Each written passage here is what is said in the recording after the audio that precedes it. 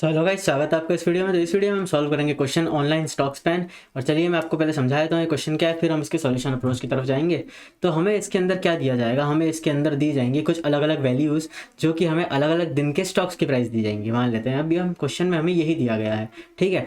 तो हमें अभी सिर्फ मानना है कि हमें कुछ वैल्यूज़ दी जाएंगी जो रखी हुई है हमारे पास एक लाइन में, और हमें फाइंड करना है next greater element to the left, ठीक है। अभी हम सिर्फ यही सोचेंगे कि हमें next greater element to the left find करना है और हमें एक्सक्लूड करना है बड़े वाले एलिमेंट को, एक्सक्लूड करना है, और हमें सिर्फ हमारे स्मॉलर या फिर इक्वल वालों को इंक्लूड करना है, ठीक है। तो अभी समझाया तो मैं क्या बोला है मैंने यहाँ पे। हमें बस इतना करना है यहाँ पे कि हमें शुरुआत करनी है, हर एक एलिमेंट को पकड़ना है और उसका next greater element to the left निकालना है, ठीक है। चलो अभी काम करते हैं, शुरुआत करते हैं। हम पहले शुरुआत करते हैं ए से। तो ए से अगर हम शुरुआत करेंगे तो चलो मान लेते हैं अगर इसके नेक्स्ट ग्रेटर एलिमेंट में कुछ होता है तो हमें आंसर मिलता है ए। मान लेते हैं ए से हमने 100 से शुरुआत करी, ठीक है, तो हमें आउटपुट मिल गया ए। अभी हम सिर्फ मान लेते हैं कि हमें ये आउटपुट मिला है, ठीक है। अगला नंबर हम जाते हैं हमारे 80 पे, क्योंकि अगर मैं अभी आपको 100 के बारे में समझाऊंगा तो अभी आप कंफ्यूज हो जाएंगे, इसलिए हम 80 से शुरुआत कर रहे हैं, ठीक है। अभी हम 80 पे गए, ठीक है, 80 पे आए। 80 पे आकर के हमने क्या देखा कि हमारे 80 के next greater element to the left क्या है, 100 है। तो हमने 80 से शुरुआत करी और हम 100 की तरफ लेफ्ट में गए और पता चल गया कि अरे 100 तो हमारे लेफ्ट साइड में ही है। तो हम क्या करेंगे, हमने क्या कहा था, हम बड़े वाले को एक्सक्लूड कर देंगे और सिर्फ छोटे वाले को ही इंक्लूड करेंगे, और छोटे वाले को इंक्लूड करके जो वैल्यू आएगी तो हम यहाँ लिख देंगे। तो 80 से 80 तक तो सिर्फ 1 ही वैल्यू आई, ठीक है। चलो अगला एग्जांपल देख लेते हैं। एक बार हम 60 पे गए। अब हमने 60 पे जाकर के देखा कि next greater element to the left of 60 क्या है। तो हम 60 से शुरू हुए, चलना आगे चले, 80 पर आए। 80 पर आकर के देखा कि अरे हमें तो next greater element to the left मिल गया है। तो हम बड़े वाले को तो एक्सक्लूड कर देंगे और सिर्फ छोटे वाले को रख लेंगे, या फिर छोटा या फिर इक्वल तक, ठीक है। तो इसका भी आउटपुट सिर्फ 1 ही आ गया, क्योंकि ये चला ही नहीं, ये 1 पे ही रहा, मतलब ये एक ही बार चला खुद तक ही। मतलब एक दूरी पर, एक इंडेक्स की दूरी पर हमें इससे बड़ा इंडेक्स मिल चुका है।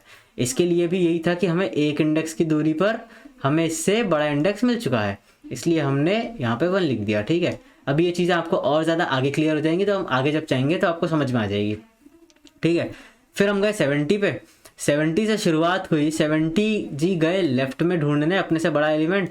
60 पर आगे चेक करा, नहीं 60 तो हमसे छोटा है। 60 से आगे गए, यहाँ पे जाके देखा 80, हाँ जी 80 हमसे बड़ा है। तो हम हर बार क्या कर रहे थे, हम हर बार जो बड़ा वाला एलिमेंट था उसको डिस्कार्ड कर रहे थे और छोटे वालों को रख रहे थे। तो 60 हमसे छोटा है, तो हमने 70 के लिए हमें 80 मिला था 2 की दूरी पर अभी हम 70 से 80 हम एक्सक्लूड नहीं करें, हम एक्सक्लूड कर देंगे 80 को, हम 70 और 60 को इंक्लूड रखेंगे। तो हमें 2 इंडेक्स की दूरी पर आउटपुट अपना मिल चुका है, ठीक है। अब हम क्या करेंगे, अब हम गए वापस 60 पर, अगले वाले 60 पर, उस वाले 60 पर नहीं, अगले वाले पर गए। अगले वाले पर जाके हमने चेक क्या करा कि क्या हमें next greater element to the left मिल गया है। तो उसने कहा हाँ जी मिल गया है। तो हमने उसे बोला कि एक्सक्लूड कर दे बड़े वाले को और सिर्फ हमें ही रहने दे। तो आंसर आ गया 1। बहुत ही सिंपल सी चीज़ है, अभी तक मैं गया ही नहीं हूँ अंदर बिल्कुल क्वेश्चन के, बहुत ही बाहर से समझा रहा हूँ। बहुत ही सिंपल चीज़ है, बहुत ही बेसिक चीज़ है, हमें बस ये फाइंड करना है कि next greater element to the left क्या है, ठीक है। अब हम गए 70 पर। तो चलो अब तो आपको चीज़ें, मैं पेन चेंज कर लेता हूँ, कोई अलग मायना नहीं है इसका पेन चेंज करने का, बस आपको चीज़ें ढंग से क्लियर हो इसलिए मैंने पेन चेंज करा है। तो हम गए 75 पर। 75 से हम ढूंढने निकले कि भैया हमसे बड़ा कौन है जो हमारे लेफ्ट साइड है। 75 गए 60 पर, नहीं छोटा है। 70 पर, नहीं छोटा है। 60 पर, नहीं छोटा है। 80 पर गए, 80 हमसे बड़ा है भाई साहब। अब हम क्या करेंगे, हमने हर बार क्या किया है, हमने हर बार बड़े वाले को एक्सक्लूड करा और सिर्फ छोटे और इक्वल वालों को रहने दिया। तो 75 की इक्वल में तो या कोई नहीं है, छोटे में तो है, सभी छोटे में है। तो हमने क्या करा, 75 को काउंट कर लिया, 60 को काउंट कर लिया, यानी कि 1 2 3 4, और जब जितने भी इंडेक्सेस हम दूर होते हैं हम उतने एलिमेंट्स काउंट कर लेंगे, तो यहाँ हमें मिल जाएगा आंसर 4। अब बारी आई हमारे 85 भाई साहब के लिए। इसके लिए हम वापस से पेन चेंज कर लेते हैं, क्योंकि इसके लिए भी हमें काफ़ी बड़ा बनाना पड़ेगा। तो 85 जब शुरू होता है 85 जाता है ढूंढने लेफ्ट साइड में, नहीं मिलता, और लेफ्ट में नहीं मिलता, और लेफ्ट में नहीं मिलता, और लेफ्ट में नहीं मिलता, और लेफ्ट में नहीं मिलता, और लेफ्ट में गए, अब जाके मिला है हमें 85 से बड़ा एलिमेंट। ठीक है, तो हमने क्या करा, बड़े वाले को एक्सक्लूड कर दिया, जैसे हम हमेशा कर रहे थे। क्या करा, बड़े वाले को एक्सक्लूड कर दिया और छोटे वालों को गिन लिया, 1 2 3 4 5 और 6। तो 85 का आंसर आ गया 6। ठीक है, तो ये तो हो गई बहुत ही बेसिक सी अप्रोच, जब हमें समझ में आ गया। इसे हम अभी कोड नहीं करेंगे, अभी हम और समझेंगे इसके अंदर हम डीप कैसे जाते हैं। तो इतना तो आपको समझ में आ ही चुका है। हम एक काम करते हैं, इतने ही इसी एग्जाम्पल में एक बार और आपको ढंग से समझा देते हैं कि हमें कैसे करना है। अभी तक तो हमने सिर्फ ऊपर ऊपर से समझा कि हमें लाइनें बना करके हम देख रहे थे कि कितना है, पर बेसिकली तरीका क्या यूज़ करेंगे इसको फाइंड करने के लिए। तो हम इसी एग्जाम्पल को वापस बना लेते हैं और हम इस वाले एग्जाम्पल को कर देंगे क्या, डिलीट, और उठा लेते हैं ये वाले एग्जाम्पल को और ले चलते हैं थोड़ा सा ऊपर। ठीक है, अब हमने क्या किया, अब हमें क्या करना था, चलो मान लेते हैं अभी हम सिर्फ लाइनें खींच के हम इंडेक्सेस देख रहे थे और उतने इंडेक्सेस जितने एलिमेंट्स थे उतने एलिमेंट्स हम लोगों ने लिख लिए थे। कहाँ पे, स्टॉक स्पैन में। तो इस बार हम क्या करेंगे कि इस बार हम एक फॉर्मूला लगा लेते हैं। फॉर्मूला क्या लगा लेते हैं, चलो एक काम करते हैं, फॉर्मूला लगाने से पहले ना एक चीज़ कर लेते हैं यहाँ पे कि हमें इसे इन सबको ना इंडेक्सेस दे देते हैं। चलो कुछ तो इंडेक्सेस देते हैं, 0 से ना दे, अगर हम अभी यहाँ से 1 से दे देते हैं, चलो यहाँ से 1 से दे देते हैं, 1 2 3 4 5 6 और 7। ठीक है, तो चलो अभी हम क्या करेंगे, अभी हम ना बस एक फॉर्मूला लगाएंगे। क्या फॉर्मूला है कि हमारा जो इंडेक्स है, माई इंडेक्स, हम MI लिख देते हैं, माई इंडेक्स माइनस, फिर ये नहीं लिखें, माई इंडेक्स माइनस जो ग्रेटर एलिमेंट आया है हमसे लेफ्ट साइड में उसका इंडेक्स, माई इंडेक्स माइनस जो ग्रेटर एलिमेंट आया उसका इंडेक्स। हमारा क्या जवाब होगा, स्टॉक स्पैन होगा। किसका, उस एलिमेंट का। तो चलो ये चीज़ को ना देख तो लिया हमने क्या है ये, अब इसको प्रैक्टिकली यूज़ करके देख लेते हैं क्या ये सच है। क्या लिख लेते हैं, स्पैन का हमारा PAN वही छूट गया, यहाँ वापस लिख देंगे। ठीक है, तो अभी हमने क्या किया, अभी हम वापस से शुरू करते हैं। चलो 100 से ही शुरू कर लेते हैं इस बार। 100 से शुरू करेंगे तो हमें आउटपुट क्या आना चाहिए, 100 से शुरू करेंगे तो आउटपुट क्या ही आएगा। अभी पहले काम करते हैं, आगे की बात कर लेते हैं, फिर 100 की बात करेंगे। तो चलो 80 पे बात करते हैं। 80 से हम आगे गए तो हमें अपना ग्रेटर इंडेक्स मिल गया।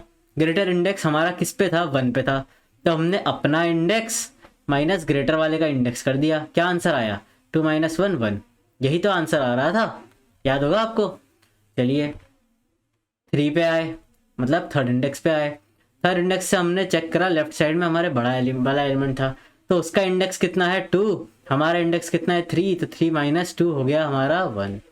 यही तो आ रहा था पहले। ठीक है, हम गए 4 पे, 4 से लेफ्ट में गए, चेक करा ये तो छोटा वाला है, उसके भी लेफ्ट में गए, ये तो बड़ा है।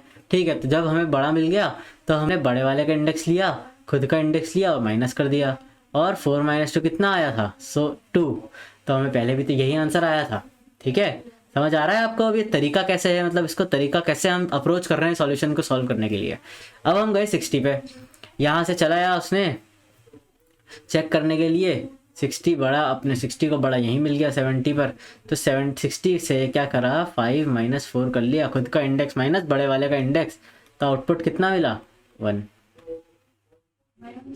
ठीक है, 75 पर आए, 75 पर आए, 75 से हम चलना शुरू करें लेफ्ट में, और लेफ्ट में, और लेफ्ट में, और लेफ्ट में, और यहाँ आकर के हमें फाइनली आंसर मिला हमारा कहाँ, 80 पर।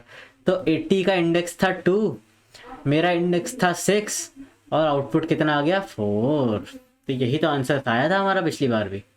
ठीक है, अगली बार हम क्या करेंगे, 85 पर आए। अब 85 से बड़ा तो यहाँ पे कोई नहीं है, सिर्फ एक ही एलिमेंट है जो कि है सबसे लास्ट एलिमेंट। ठीक है, तो यहाँ हमने क्या करा, 100 का इंडेक्स था 1, खुद का इंडेक्स था 7, 7 माइनस 1 था हमारा 6। ठीक है, तो हमें हमारे आउटपुट तो मिल गए, लेकिन क्या ये एक ऑप्टिमाइज तरीका है सर्च करने का? जी नहीं। क्यों नहीं है? मान लेते हैं हम इसमें देख रहे हैं 3 को हमने 5 बार सर्च करा है, 8 को हमने 5 बार तो हमने कंपेयर करा है। मतलब 8 को हमने 5 बार कंपेयर करके ये देखा, 80 को, सॉरी 8 को नहीं, ये देखा कि 80 तो हमसे छोटा था। ठीक है, 70 को हमने 4 बार कंपेयर करा है कहीं पे, 60 को 3 बार। तो जब एक ही एलिमेंट्स को हम बार बार कंपैरिजन में डाल रहे हैं, तो ऐसा नहीं लगता कि अगर हमें एक ही जैसा कुछ मार्क कर दे तो हमारा हर बार का सोचना थोड़ा अलग हो जाएगा। तो अगर ये ऐसे काम करेगा तो ये तो फिर ऑर्डर ऑफ n में काम करेगा, इसकी कॉम्प्लेक्सिटी तो ऑर्डर ऑफ n हो जाएगी, क्योंकि n एलिमेंट्स के लिए ये n टाइम्स ढूंढ रहा है, n टाइम्स एक ही जगह पे घूम रहा है, तो इसकी कॉम्प्लेक्सिटी तो n हो गई। और ऐसे पता नहीं कितने n एलिमेंट्स होंगे, ऐसे एलिमेंट्स जो गिवन होंगे तो वो भी मल्टीप्लाई हो जाएगा n में। तो इसका आंसर क्या रहेगा? टाइम कॉम्प्लेक्सिटी क्या रहेगी? O ऑफ n स्क्वायर, जो कि शायद आपको टाइम लिमिट एक्सीड भी दे दे। ठीक है, तो इसका अगर हम कुछ अच्छा अप्रोच निकालें, इसका अच्छा अप्रोच हम कैसे निकालेंगे? अगर हम बना लेते हैं एक और एग्जांपल, ले लेते हैं 50, 10, 40, 10, 20, 30। हमने एक और एग्जांपल ले लिया, 50 अच्छा नहीं बना हमारा, एक बार और बना लेते हैं। ठीक है, तो सिंपल सी चीज़ है, हमें क्या करना था, हम जब नेक्स्ट डेटा एलिमेंट फाइंड कर रहे थे तो हम एक बार इसमें भी वैसे ही कर लेते हैं, नेक्स्ट डेटा एलिमेंट फाइंड कर लेते हैं और फिर देखते हैं क्या तकलीफ आ रही थी। तो 10 को जब हम 50 पे ले गए तो 50 ने खुद को एक्सक्लूड कर दिया और 10 का आंसर क्या आया? 1। 40 को हम 50 तक ले गए तो 50 ने क्या करा? खुद को एक्सक्लूड कर दिया और आंसर आया 10। नहीं, हम ऐसा नहीं कर सकते, क्योंकि 40 से बड़ा तो 50 ही है। तो 50 पे जब हम पहुंचे तो 50 खुद को तो एक्सक्लूड करेगा ही, ये बात तो है ही। 50 जब खुद को एक्सक्लूड कर देगा तो हमें आंसर मिलेगा 2। ठीक है, 10 पर गए, 10 40 पर आया तो हमें आंसर कितना मिलेगा? 1। 20 पर आए, 20 आगे बढ़ा, 20 और आगे बढ़ा, हमें आंसर क्या मिलेगा? 2। ठीक है, 40 का भी 2 था। ठीक है, याद रहेगा। 30 पर आए, 30 का जो लेफ्ट उससे बड़ा था वो कितने पे था? 20 पे तो नहीं था, 10 पर भी नहीं था, 40 पर था। तो कितना पे आया? 1, 2, 3। तो इसका आंसर कितना हो जाएगा? 3। ठीक है, अब इसमें 10 को देखो हम 3 बार कंपेयर कर रहे हैं, 20 को देखो हम 2 बार कंपेयर कर रहे हैं, 40 को तो हम 4 बार कंपेयर कर रहे हैं।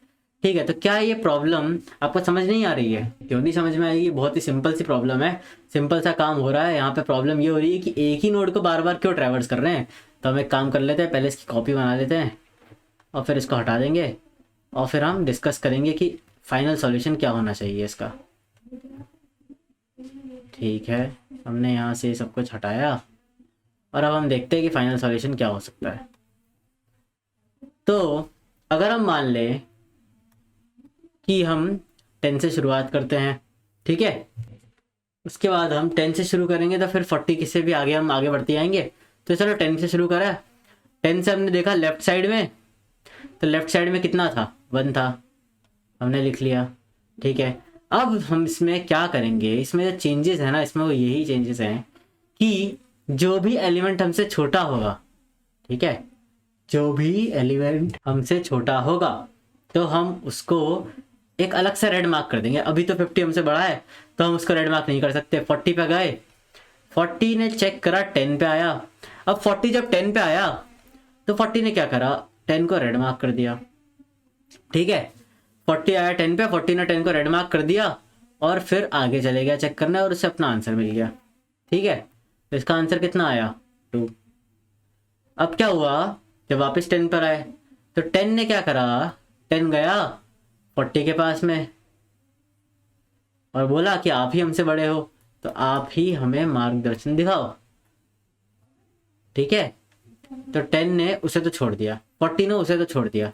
उसके बाद में हम गए पहले हम 10 का लिख लेते हैं, 10 का 1 था। 20 पर गए, 20 ने 10 पर गया, 10 से 40 पर आया, ठीक है। 40 पर आने के बाद में क्या हुआ कि आंसर जो था इसका 2 हो गया। क्यों आया 40 पर? क्योंकि 20 40 से छोटा है और 20 से बड़ा 40 ही है यहाँ पर, जो first next greater element of the on the left side है। 30 पर गए, 20 पर आए, 10 पर आए, 40 पर आए। वैसे हम एक चीज़ करना यहाँ पे भूल गए हैं, हमें हर बार रेड भी मार्क करना था। जब हमसे 10 से 40 तो बड़ा था, 20 से 10 छोटा था, तो जब 20 से 10 छोटा था ना, तब हमें यहाँ पे रेड मार्क करना था। अब 30 से 20 भी छोटा है तो हमें यहाँ पे रेड मार्क करना रहेगा, ठीक है। बहुत ही सिंपल सी बात है, इतना काम हो चुका है अभी हमारा, ठीक है। चलो इतना तो मैं समझता हूँ कि आपको समझ में आ गया। और इतने में यहाँ हमने कुछ नहीं करा है, जो भी नंबर्स बार बार में ट्रैवर्स करने पड़ रहे थे, हम उसको एक रेड मार्क से मार्क कर लेते थे। चलो इसी एग्जाम्पल में एक चीज़ और दिखाता हूँ।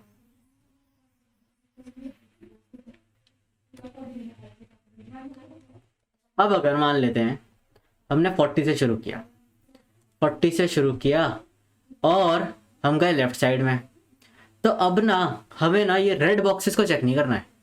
अब हमें सिर्फ बिना रेड बॉक्सेस वालों को चेक करना है। हमें 10 को नहीं चेक करना है, 10 को नहीं चेक करना है और 20 को नहीं चेक करना है। क्या नहीं करना है? जिन पे रेड बॉक्सेस है उन्हें चेक नहीं करना है।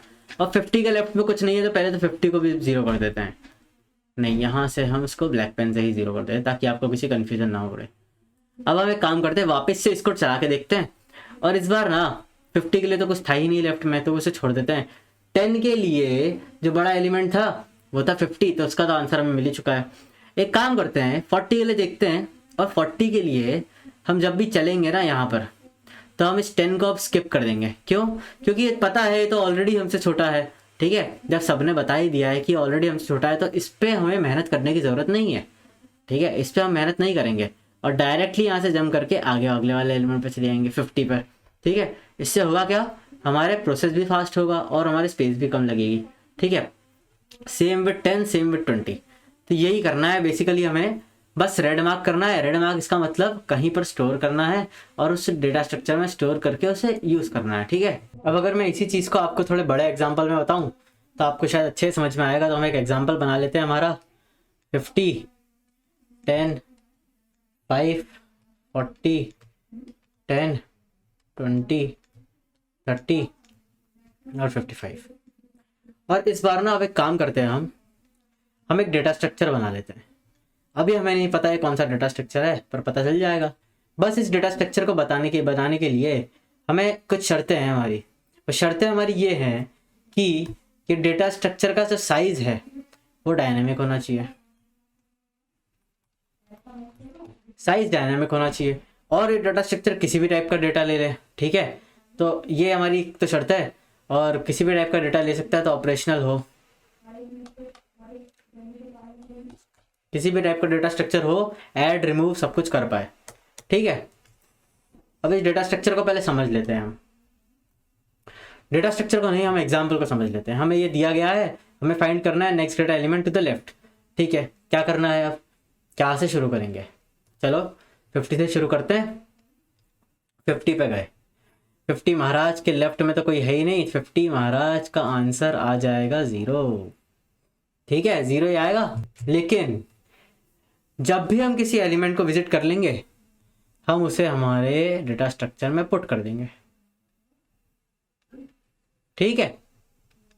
अगले एलिमेंट पे आए, 10 पर गए हैं, 10 वाले के साथ हम चेक करेंगे कि उसके लेफ्ट में कौन सा आ रहा है। तो हम यहाँ पे 50 पर आए और हमने चेक कर लिया कि हमें 50 पर ही मिल गया। तो हम क्या करेंगे कि 50 हमसे बड़ा है तो हमने खुद को भी पुश कर दिया डेटा स्ट्रक्चर के अंदर, खुद को भी डाल दिया। अगला 5 पर आए, 5 पर आके देखा 10 हमसे बड़ा है, हमें मिल गया तो हमने खुद को भी पुश कर दिया। अब हम निकालेंगे कैसे? हम डाल तो रहे हैं इस डेटा स्ट्रक्चर में सब कुछ, पर हम निकालेंगे कब? जब हमें हमसे छोटी वैल्यू मिल जाएगी, ठीक है। अभी तक तो हमें हमसे छोटी वैल्यू कोई नहीं मिली, अभी तक तो हमें सिर्फ हमसे बड़ा वैल्यूज ही मिल रही हैं। अब हम मिलेगी हमें हमसे छोटी वैल्यू। 40 पर गए, 40 से लेफ्ट में आए, 5 पर देखा 5 हमसे छोटा है। जहां हमसे छोटा एलिमेंट दिखा हमने उसका रेड मार्क कर दिया। 5 से आगे बढ़े, 10 पर आए, क्या चेक करा? 40 से 10 छोटा है तो हमने उसे रेड मार्क कर दिया। यहाँ से आगे बढ़े 40 के लिए, अब आ गया 50, 50 तो बड़ा है, तो जब भी हम इसे रेड मार्क कर रहे थे उसी टाइम पर डेटा स्ट्रक्चर से हमारा वो वाला एलिमेंट भी गायब हो जाएगा। और आखिर में क्या होगा, जब पता चलेगा कि हम 50 मिल चुका है, next data element to the left मिल चुका है, तो हम क्या करेंगे, खुद को पुश कर देंगे यहाँ पे और देखेंगे, हमें चेक करने की ज़रूरत ही नहीं होगी। अगली बार से हमें बस मिल जाएगा, जो पीक पे वैल्यू थी वही हमारा आंसर है, वही हमारा next data element to the left है। ठीक है, अब और आगे बढ़े हैं, चलिए आगे बढ़ते हैं। 10 पर आए, 10 के लेफ्ट में देखा 40 बड़ा है, बस खुद 10 को भी पुश कर लिया। 20 पर आए, 20 ने अपने लेफ्ट में देखा 10 छोटा है, तो जैसे ही पता चला छोटा एलिमेंट है हमने उसे रेड से मार्क कर दिया। आगे बढ़ाया, 40 पर पहुंचे, 40 हमसे बड़ा है, 20 का काम हो गया। अब 20 रेड मार्क किया था, तो जिसे रेड मार्क किया तो उसे पहले डिलीट करो और जाते जाते खुद को भी पुश कर लो। 30 पर आए, 30 ने अपने से छोटा एलिमेंट देखा 20, फिर उससे छोटा एलिमेंट देखा 10, फिर अपने से बड़ा एलिमेंट मिल गया 40। तो 30 ने किस किस को रेड मार्क करा, 20 को एंड 10 को। ठीक है, 40 पर तो हमें आंसर ही मिल गया था, तो जैसे ही उसने 10 तो हमारा पहले ही हट चुका था, 20 को उसने रेड मार्क करा, हमने 20 को हटा दिया हमारे डेटा स्ट्रक्चर से और क्या किया, खुद को पुश कर लिया। ठीक है, अब बारी आई 55 की। ठीक है, 55 की बारी आई, तो 55 ने क्या करा, 55 ने 30 पर गए, 30 पर चेक कर लिया। अब यहाँ से ना एक अलग सा लॉजिक बनेगा, वो आप लॉजिक को समझने की कोशिश करना कि हम अब 20 को चेक क्यों करें और 10 को चेक क्यों करें। क्यों करूँ मैं 20 और 10 को चेक, अगर मुझे पता है कि डायरेक्टली मैं इन दोनों को स्किप कर सकता हूँ और अगले एलिमेंट पर आ सकता हूँ, क्योंकि ये तो छोटे ही हैं, ये तो कंफर्म छोटे हैं। ठीक है, क्योंकि इन पर रेड मार्क है, हमें सिर्फ इसके अंदर डेटा स्ट्रक्चर के अंदर जो एलिमेंट्स है इनके साथ खेलना है। तो 30 अंदर है तो हमने 30 पर तो चेक कर लिया, पर 30 पर चेक करके भी हमने उसे रेड मार्क कर दिया। बाकी के एलिमेंट्स के लिए क्या करें, तो 30 से अगला हम गए 20, और 20 पे जाने की ज़रूरत नहीं है, तो 20 से हम 10 पर भी नहीं गए, सीधा 20 से उठ करके हम चले गए 40 पे। 40 पर आके चेक किया, 40 भी छोटा था, 40 को भी हाथों हाथ रेड मार्क करो और 40 से जंप लगाओ सीधा 50 पर। क्यों, क्योंकि 5 भी छोटा है, 10 भी छोटा है और हमने उसको रेड मार्क कर रखा है, इसका मतलब वो ऑलरेडी हमसे छोटे हैं। तो 50 के लिए यहाँ पर आए, 50 चेक करा, अब यहाँ तो 50 भी छोटा है, तो हमने 50 को भी रेड मार्क कर दिया और इसके अगला तो कुछ है ही नहीं। तो जितने भी एलिमेंट्स थे, 30 था, 30 हमने रेड मार्क कर दिया, हटा दिया। 40 था, 40 को भी रेड मार्क करके हटा दिया। 50 था, 50 को भी रेड मार्क करके हटा दिया। तो अब मुझे आंसर मिला ही नहीं, इसका मतलब मैं सबसे बड़ा एलिमेंट हूँ और मैं अपने आप को पुश कर दूंगा, बस। ठीक है, यही था हमारा आंसर। अब अगली बार से क्या होगा कि जब भी हमें चेक करना होगा, फॉर एग्जाम्पल अगर हमें स्टैक बना लेते हैं, ये डेटा स्ट्रक्चर हमें स्टैक इम्प्लीमेंटेशन में मिल जाएगा, मतलब स्टैक इम्प्लीमेंट करेंगे तो ये डेटा स्ट्रक्चर काफ़ी अच्छे से काम कर पाएगा। ठीक है, अब हम क्या करेंगे, अगली बार जब भी हमें कहीं जाना होगा तो हम 30, 20, 10, 45, 10, 50 को चेक नहीं करेंगे। अगर 55 से हमें कहीं जाना होगा, क्योंकि ये तो ऑलरेडी छोटे एलिमेंट्स है, हमें तो इससे बड़ा दिखाओ, तो हम डायरेक्टली यहाँ से उछल के जाएंगे यहाँ पे, और जब पता चलेगा कि अब तो ये खत्म हो चुका है तो हमें अपना आंसर मिल जाएगा। ठीक है, तो बस यही था बेसिकली जो इसके अंदर, और आपको भी यही करना है कोड के अंदर भी। अभी हम कोड भी समझेंगे, पर यार पहले है ना, अगर कोड पे जा रहे हैं उससे पहले ना हम एक काम कर लेते हैं।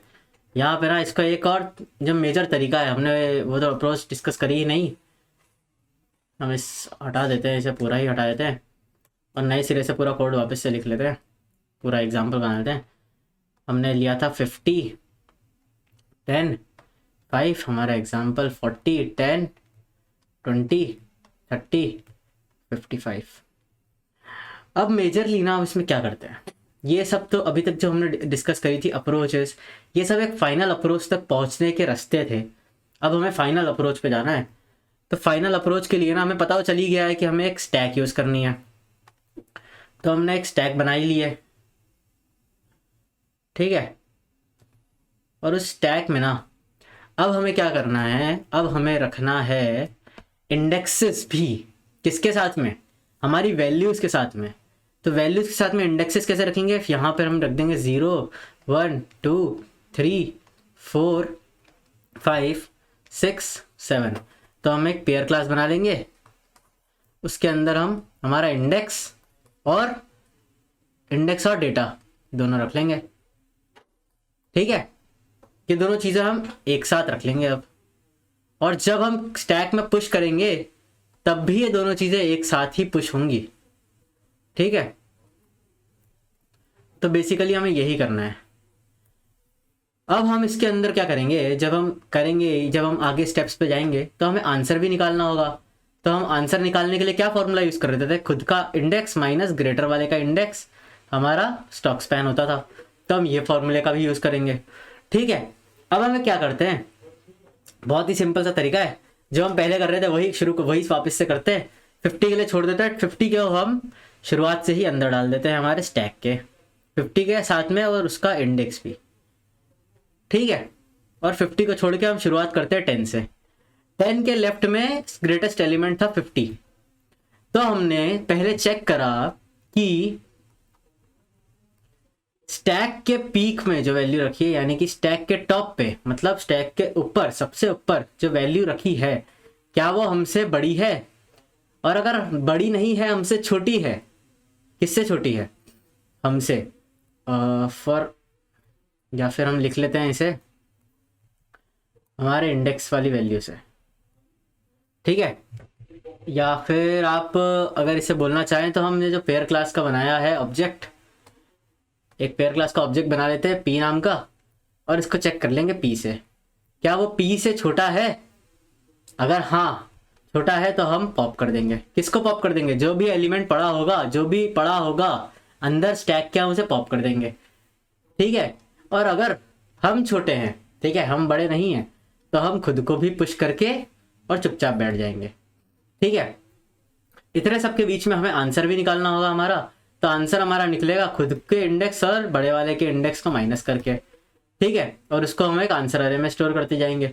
तो बस यही कुछ फ्लो रखेंगे हम कोड का, और यहाँ ट्राई कर लेते हैं, एक बार छोटा सा ट्राई रन कर लेते हैं कुछ वैल्यूज़ के लिए, उसके बाद हमें क्लियर हो जाएंगी सारी चीज़ें। तो यहाँ पे हमारे 10 के लिए चेक करा, 10 हमसे बड़ा तो है, 50 हमसे बड़ा तो है लेकिन छोटा नहीं है। तो बड़ा है तो हमें क्या करना है, पुश करना है। किसको, खुद को भी पुश कर दो।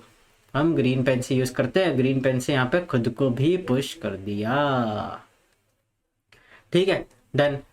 आंसर निकालने के लिए कैसे निकलेगा आंसर, खुद का इंडेक्स माइनस सबसे बड़े वाले का इंडेक्स, सो 1 - 0 इज 1। ठीक है, अगले पे आए, 5 से बड़ा है, 10 5 से बड़ा है, तो हमने क्या करा, पुश कर दिया हमने, जैसे यहाँ लिखा था। तो यहाँ पे 5 का इंडेक्स था 2 और बड़े वाले का इंडेक्स था 1, तो आउटपुट आ गया 1। ठीक है, अगले पे आए, 40 से चेक करा, 40 से तो 45 से बड़ा है और 40 10 से भी बड़ा है। तो 40 कहाँ उछल के जाएगा, सीधा 50 पे। और हम क्या मार्क कर रहे थे, इनको हम रेड मार्क कर रहे थे। ठीक है, इन्हें हम रेड मार्क कर रहे थे, ऐसे नहीं करते, हम एक काम करते हैं, इन्हें रेड ही मार्क कर लेते हैं। रेड मार्क कर रहे थे, और रेड मार्क करना तो हमें सिर्फ विजुअलाइजेशन के लिए था, असलियत में हम क्या कर रहे थे, उन्हें स्टैक से भी तो हटा रहे थे। ठीक है, मेजर काम तो हमारा यही था। और जब हमने स्टैक से हटाया तो हमने स्टैक के पीक पे वैल्यू क्या पाई, 50, और उसका इंडेक्स था 0। तो हमने देख लिया कि क्या ये हमसे बड़ा है, हाँ ये हमसे बड़ा है। अगर ये हमसे बड़ा है तो हमें क्या करना है, हमें खुद को पुश कर लेना है। और हमारा आंसर कैसे निकलेगा, खुद का इंडेक्स माइनस सामने वाले का इंडेक्स जो हमसे बड़ा था। 3 आ गया। 10 के लिए चेक करा, 10 के लिए 40 बड़ा है, तो 10 ने खुद को पुश कर लिया अपने इंडेक्स के साथ में। और आउटपुट कैसे, आंसर कैसे निकलेगा, आंसर ऐसे निकलेगा कि खुद का इंडेक्स माइनस बड़े वाले का इंडेक्स माइनस करके 1 निकल जाएगा। ठीक है, 20 के लिए भी ऐसा ही करेंगे। 20 से 10 छोटा है, तो 20 ने क्या करा, 10 को कर दिया रेड वाला मार्क दे दिया, और खुद आगे उछल के चले गया 40 पे। कैसे गया 40 पे, जब हमने रेड वाला मार्क दिया, इसका मतलब हमने उसे डिलीट कर दिया। कहाँ से, हमारे स्टैक से। और जब हमने स्टैक से डिलीट कर दिया तो स्टैक के टॉप पे अब क्या बचा, 40। तो हमने जब उससे चेक करा, 40 से चेक करा, तो 40 ने क्या जवाब दिया कि 40 तो भैया हमसे बड़ा है, इसका मतलब हमें खुद को पुश करना पड़ेगा, और हमारा इंडेक्स था 5, खुद को पुश भी कर लिया और खुद के इंडेक्स को माइनस भी कर लिया 40 के इंडेक्स से, और आउटपुट आ गया 2। ठीक है, 30 के लिए भी ऐसे ही कुछ करेंगे। ठीक है, तो आपको समझ में आ गया होगा कि कोड का फ्लो क्या है। हमें बस ऐसे करते करते हमें आंसर मिल जाएगा, और इंडेक्सेस यहाँ पे हम माइनस करते जाएंगे, हमें आंसर मिल जाएगा। ठीक है, तो एक काम करते हैं, ज़्यादा समय नहीं लगाते हैं, हम इसका सीधा कोड लिखने चलते हैं। जो भी आपके डाउट्स होंगे वो आगे कोड में भी क्लियर हो जाएंगे। ठीक है, तो हम चलते हैं हमारे नाडोस की वेबसाइट पर, और क्वेश्चन हमने खोल लिया है, और हम यहाँ पे इसको कोड कर देते हैं। तो सबसे पहली चीज़ तो हम हमारे कंस्ट्रक्टर को कॉल कर देते हैं। कंस्ट्रक्टर को कॉल करके हम क्या क्या डालना चाह रहे हैं, इसके अंदर हम डेटा डाल रहे थे और हमारा इंडेक्स डाल रहे थे। तो इसका मतलब हमें पेयर में 2 चीज़ें ली हैं। तो पेयर क्लास हमें ऑलरेडी बनी बनाई मिली है, स्टैक भी हमें बना बनाया मिला है।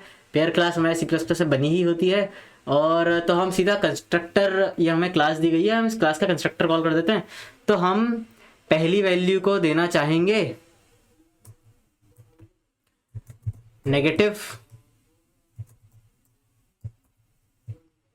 इसके पीछे का लॉजिक ये है, मैं आपको ये भी बता देता हूँ, क्योंकि एक्चुअली हो क्या रहा था कि जब हम 50 के लिए चेक करेंगे, मान लेते हैं हमने 20 30 सबके लिए चेक कर लिया है, और जब हम 50 के लिए चेक करने जाएंगे तब हम सिर्फ पूरा स्टैक खाली कर देंगे, और जो भी था ये सारे एलिमेंट्स चले जाएंगे, और आखिर में हमें ऐसा नहीं करना है। हमें पता कैसे चलेगा कि स्टैक खाली हो गया, क्योंकि हमें स्टैक खाली नहीं रखना है। जब हमें पता चल जाए कि हमारा स्टैक खाली है तो हमें वहाँ प्रोसेस को रोक देनी है।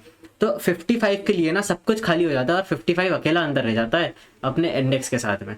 तो हम क्या करते हैं कि हम स्टैक को खाली नहीं रहने देते, हम उसके अंदर एक नेगेटिव वैल्यू डाल देते हैं, नेगेटिव इन्फिनिटी, और -1 डाल देंगे इंडेक्स को। तो हमें पता चलेगा कि हमारा स्टैक कभी खाली नहीं होगा। ठीक है, तो यही चीज़ हम वहाँ पे भी कर रहे हैं। हमने इंटीजर मैक्स ले लिया, और दूसरी चीज़ हमने ले ली -1, और हमें इससे पुश भी तो करना है। किसमें पुश करना है? हमारे स्टैक में, क्योंकि ये हमारा कंस्ट्रक्टर है।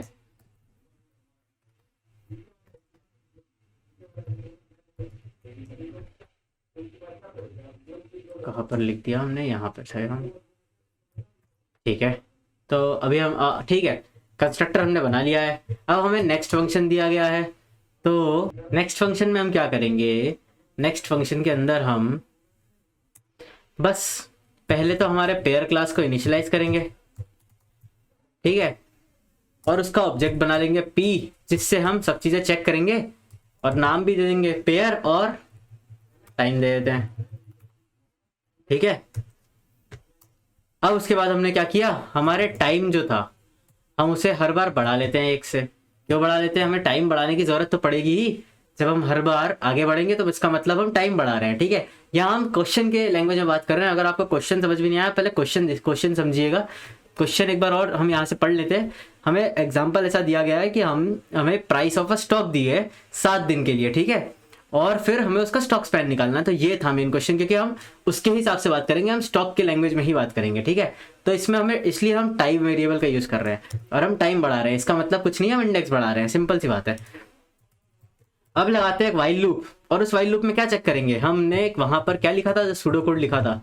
हम हमारे स्टैक के टॉप पे चेक कर रहे थे कि जो उसकी वैल्यू थी वो हमसे बड़ी है छोटी है। अगर वो हमसे छोटी है तो हम क्या कर रहे थे?